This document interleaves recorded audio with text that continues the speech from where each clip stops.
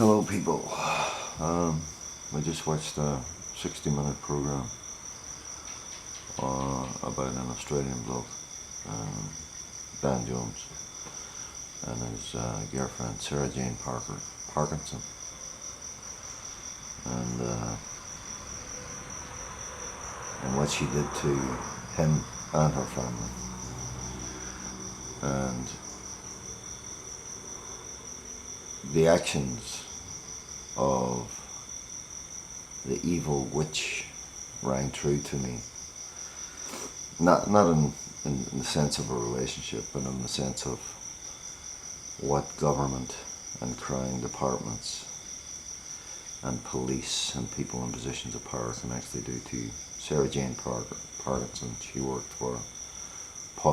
worked in a police station and worked within the realms. She knew the system inside out, and it's all about accusing someone of something all the time, but it's premeditated, well in advance. I don't think she should have been locked up as a small-time criminal. I think she should have been locked up as a terrorist, because that's what she did.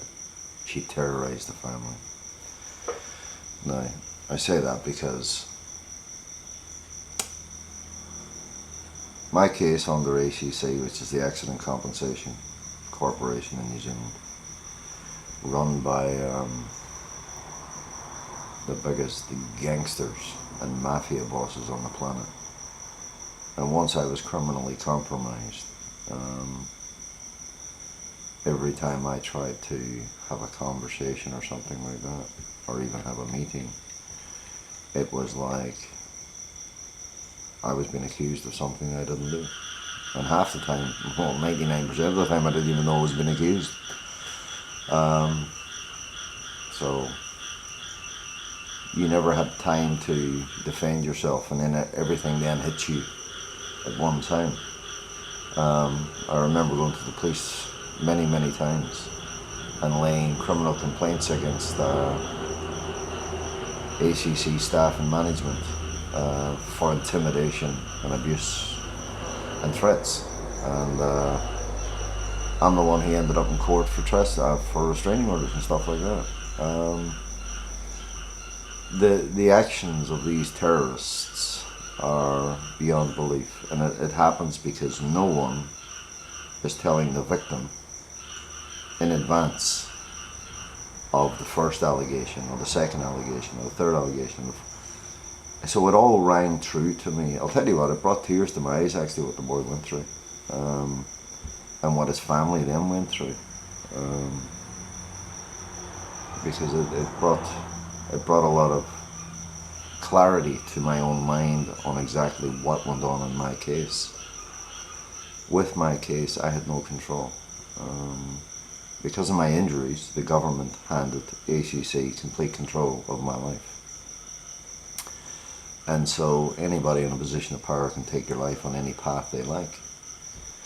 Right? I didn't have a brain injury, I didn't have a mental illness, I wasn't a violent person in any way, shape or form.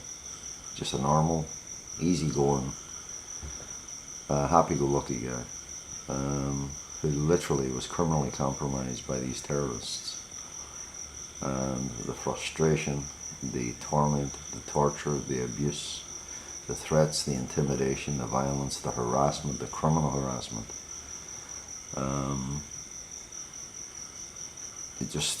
It all just comes back to you after watching that program.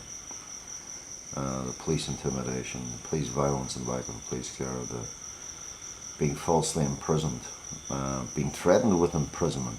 You know, they accused me of fraud without following any policies, procedures or protocols or anything else. They just put in the allegations and they run with them. And then you're the one left for years and years and years having to defend yourself.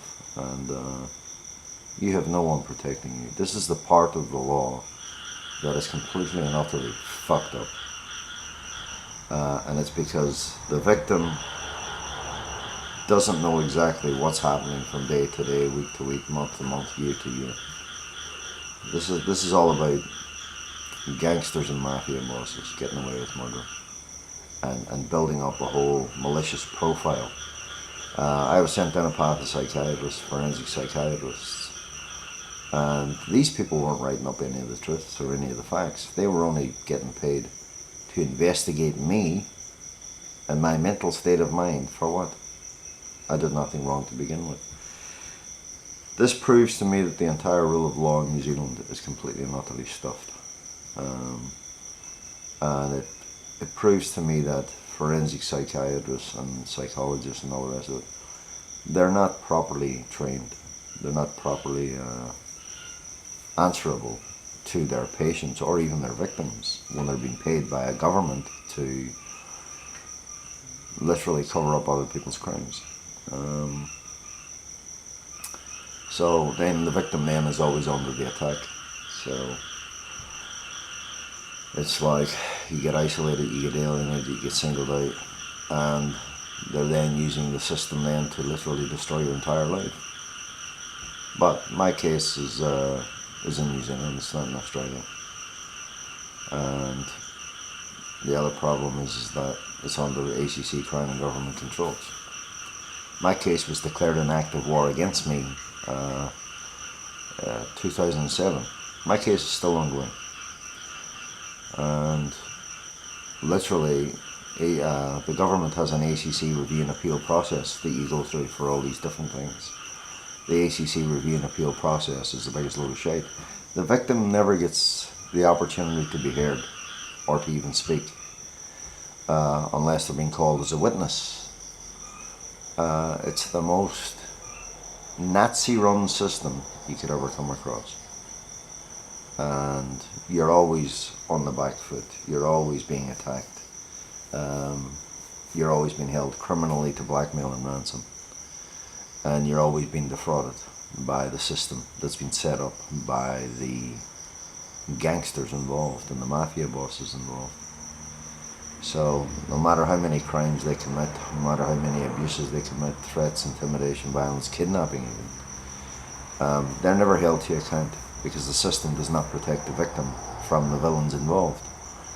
Now, while Sarah Jane Parkinson, her case was alleged domestic violence, my case was still being accused of threats, intimidation and violence. I never had any of that. I was the one being attacked. You know, the same as this family was being attacked. And there's no one protecting the victims. There's no lawful forums for addressing it, and the government are always standing in the way of royal commissions of inquiry.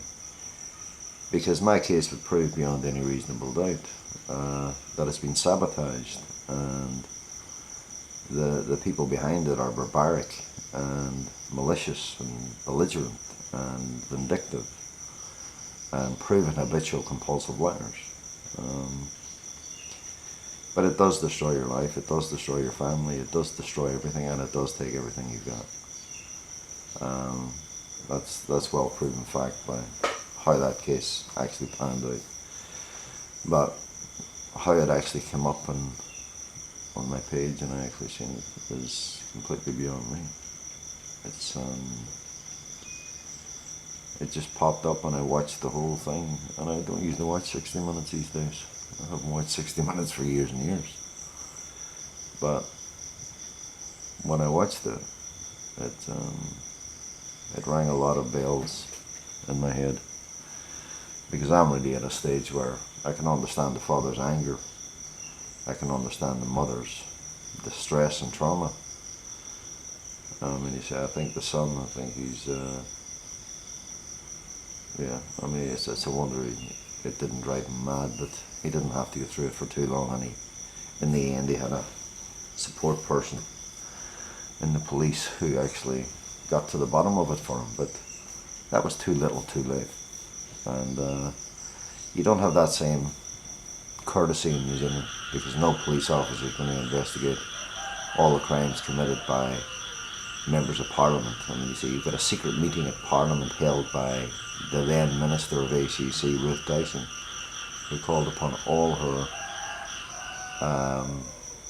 heads of all her departments to assist in the carrying out of a lynch mob, vigilante action against myself, that actually put me in prison. And but I was actually threatened with imprisonment by a judge when I first appeared. And I'd never committed offence in my life. So it was a lynch mob action, and it's been ongoing. I mean, you say I've been in and out of prison. I think I was under 2 or 3 times. Back in 2007, and it's literally when I proved my innocence in a court of law. Well, you don't prove your innocence; you prove you're not guilty. The government, it's how the Nazi system is set up. Well, a jury doesn't get to decide whether you're innocent or whether you're not. They get to decide whether you're not guilty, and that you know, and then this is turned against you. You were accused, and this is what you have to live with all your life. Just recently I had a review and appeal process, and I've tape recorded every conversation I've had since 2008. Well, actually 2007, but then again I didn't have any conversations between 2007 and 2014, I think. But I had a review person telling me that I've been abusive to ACC staff since 2008. How can you be abusive to ACC staff when you haven't even been in contact with anybody since then? So, but then I was threatened then by the review person.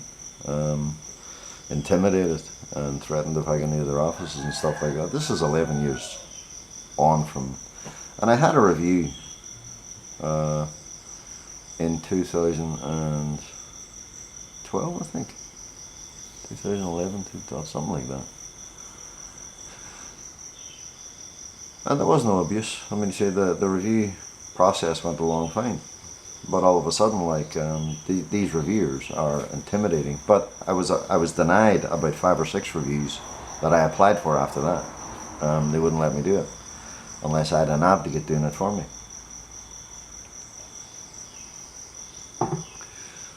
My case is a life and a death sentence, people, and the Prime Minister's been told that. I think everybody involved's been told that, even the media, because New Zealand is run by the biggest criminals you've ever come across in your entire life. But I just wanted to get across that the Sarah Jane Parkinson case, the most, you know, they class her as the most evil person on the planet, which she is. But New Zealand and all its top officials are worse. And when you're under the system and you're held criminal, you're blackmail and ransom at the behest of the government, these people can do whatever they like to you, and they can take your life on any path they want to take it. And they can rob you, defraud you. They can make sure that you never ever have a life, or the life that you deserve. They're not restoring your life to the best they can do. And then they're trying to turn their criminalities into civil matters, and telling you that if you've got criminal matters to address, you can take public-private criminal prosecutions. You see, this is the whole problem with the system. You're paying taxes to be protected, but the government's not protecting you with the taxes or the proper lawful forms for addressing the crimes that they're actually committing against their victims. So New Zealand is run by terrorists. You can have all the terrorist acts in the world, they still wouldn't add up to the terrorism that the New Zealand government and its administrations are committing against one individual at a time over there every 3 years in power. And believe you me, it adds up to a lot of victimization, a lot of victims. New Zealand is being run by terrorists. The medical professions, they may as well be lawyers these days, because they're not doctors. The lawyers, they may as well be doctors, because they're the ones making the medical decisions. So is the judges.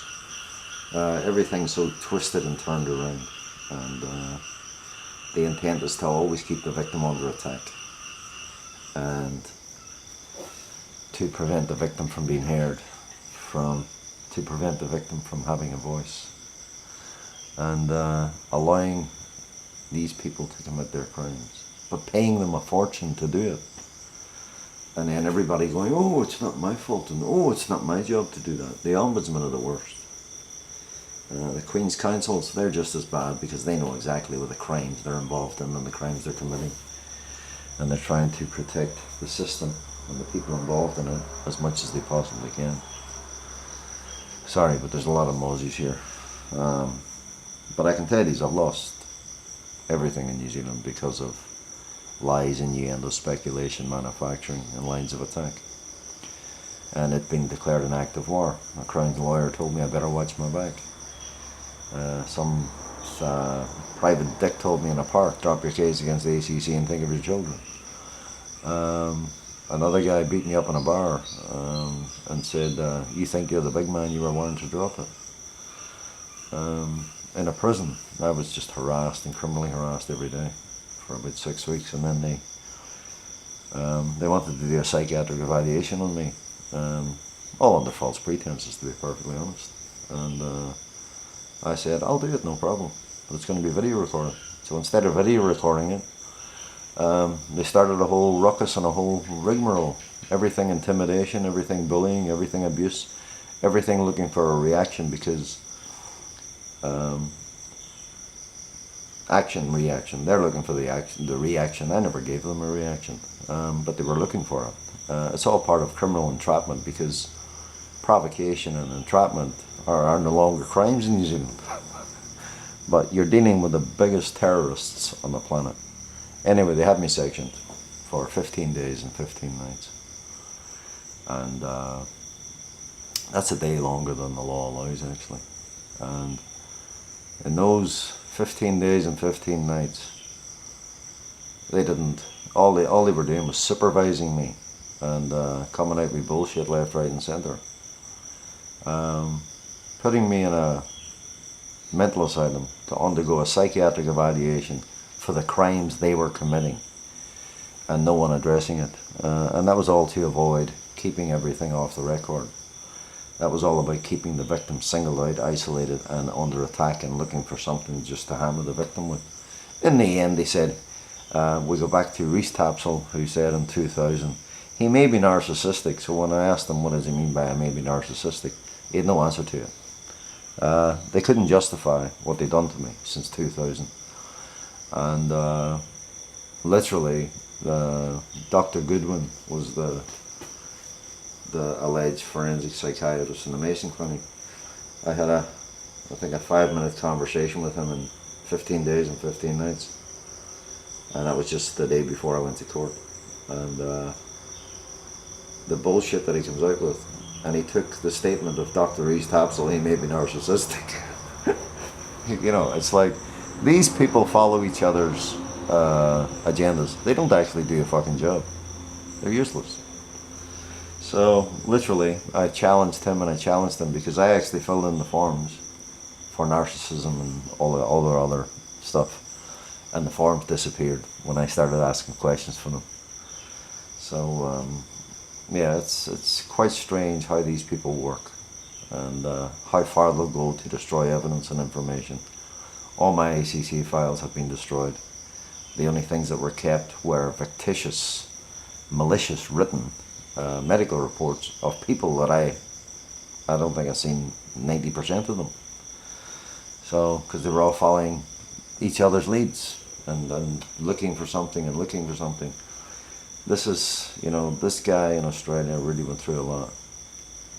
But if he had been under a Crown or government department and started getting sent down a path to psychiatrist, he would have fucking know what it's like. He would know how much trouble he's in. He had it easy in terms of he only had cops to deal with in courts. I had the whole fucking lot. And that's what happens when you do nothing wrong. That's what happens when you're up against a person in a position of power who's going out to threaten, intimidate, bully, abuse. You can't. They're very uncivilized people. I call them cunts. K-U-N-T-S. Kidnapping, uncivilized, narcissistic, terrorizing scum. And that's what runs New Zealand. Cunts. Right, I'm going to leave it at that. But I'm going to post this. I really am going to post this today. And I'm going to post it as 60 minutes Australia New Zealand.